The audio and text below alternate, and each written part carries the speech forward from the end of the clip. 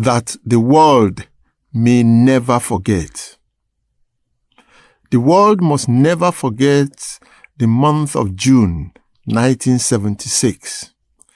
And it is not because in that month I was freshly minted as a graduate of mechanical engineering, traveled to Europe for the first time in my life, and achieved what all athletes devote their entire careers trying to attain, the status of a god by becoming an Olympian.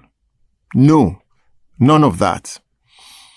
On July 16, exactly 1 month after June 16, 1976, and a few hours before the opening ceremony of the 21st edition of the Summer Olympic Games, the world ended for many African athletes. Their dreams and ambitions were shattered, sacrificed on the altar of political expediency for reasons that they were not aware of at the time due to events far removed from Montreal, Canada, where over 6,000 athletes seeking lifetime ambitions had assembled to chase their dreams. That night, athletes from 29 countries, 27 of them African, were sent out of the Games village by the International Olympic Committee in reaction to the call for a boycott of the Games by their countries to support a cause in South Africa. It all started on June 16, 2026. The date is now a national public holiday in South Africa, set aside to mark how 20,000 black school children took to the streets in the township of Soweto for a peaceful protest against the introduction of Afrikaans language, considered language of the apartheid oppressors, in schools. In quelling the protest, the police opened fire on the protesters, killing an estimated 800 or more young black students.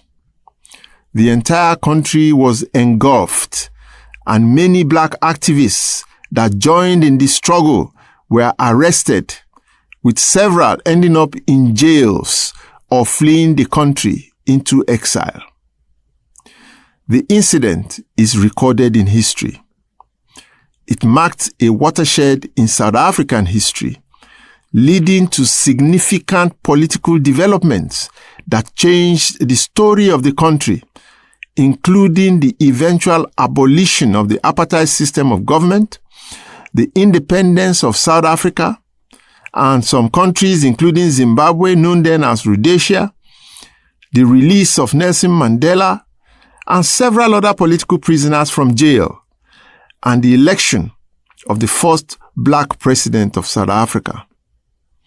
These developments were ignited by the 1976 uprising in Soweto.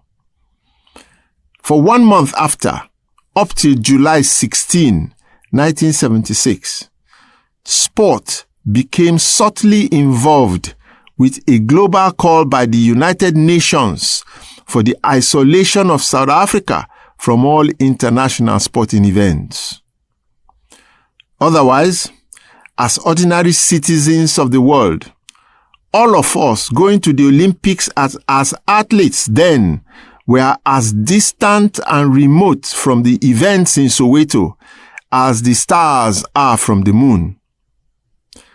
Totally unconnected and unrelated, the athletes had been training hard and preparing, some for 4 years, for the start of the 2 weeks that could change their lives forever, when lifetime dreams would become a reality, when their ambition to appear at the world's greatest sports stage and to be listed amongst the gods of sport will be fulfilled. Those outside of sport may never understand this, but a poll conducted by an international magazine on the eve of the 1996 Olympics revealed that many athletes would gladly choose to take drugs, win an Olympic medal, and die shortly after, rather than to just participate cleanly and not win anything. To win an Olympic medal is an athlete's ultimate dream, besides the offering of fame, glamour, riches, and power. That's why Rafael Nadal, Novak Djokovic, Serena Williams, and a host of other famous, rich, and successful athletes would still desire an Olympic medal without any financial rewards to make their careers complete.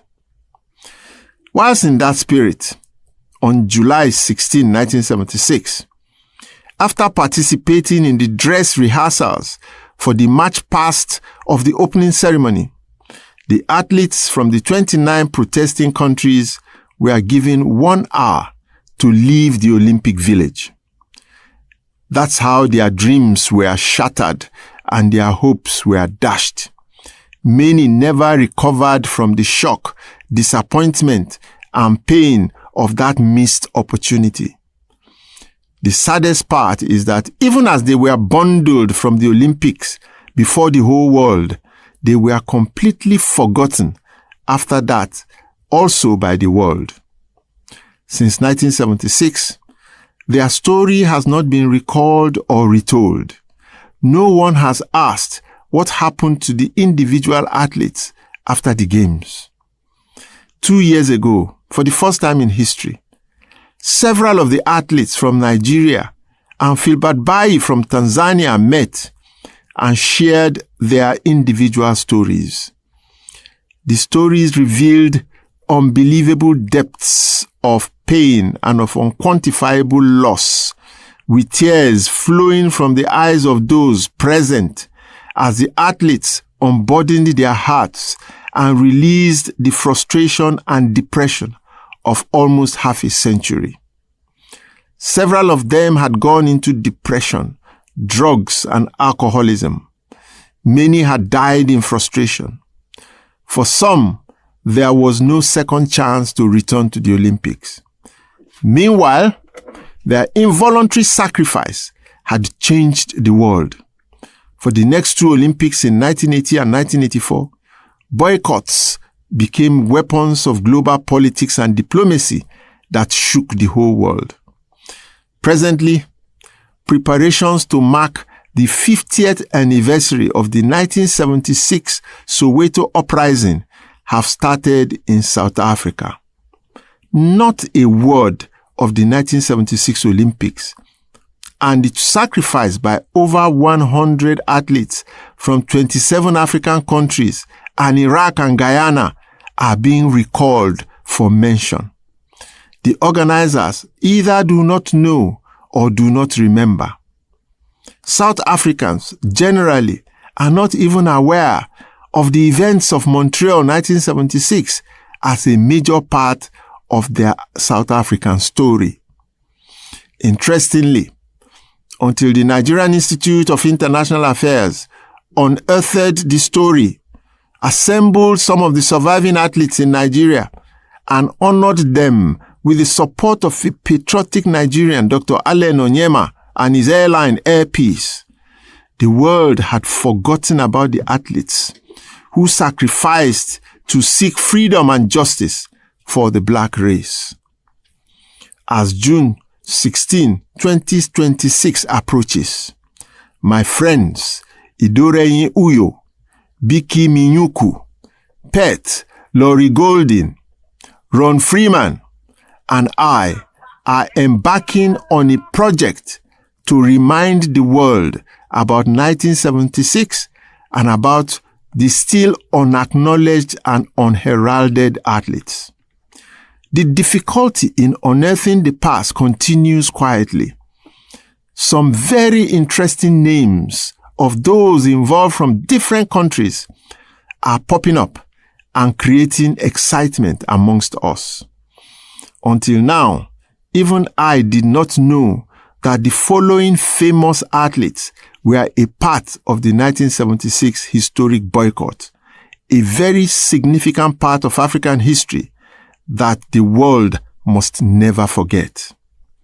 A short list: Algeria, Abdelkader Zadem; Kenya, John Ngugi, Henry Rono, Mike Boyd, Benjamin Jipcho; Tanzania, Philbert Bayi, Suleiman Niambui; Ethiopia, Mairots Yifta; Morocco, Ahmed Faras; Uganda, John Akibua; Cameroon, Theophile Abega, Roger Miller; Ghana, George Aido, Kwasi Owusu; Zambia, Godfrey Chitalu; Guinea, Ibrahim Keita; Malawi, David Firi; Mali, Suleiman Traore; Sierra Leone, John Kamara; Zimbabwe, Bernard Zoma; Nigeria, Christian Chukwu. There are many more.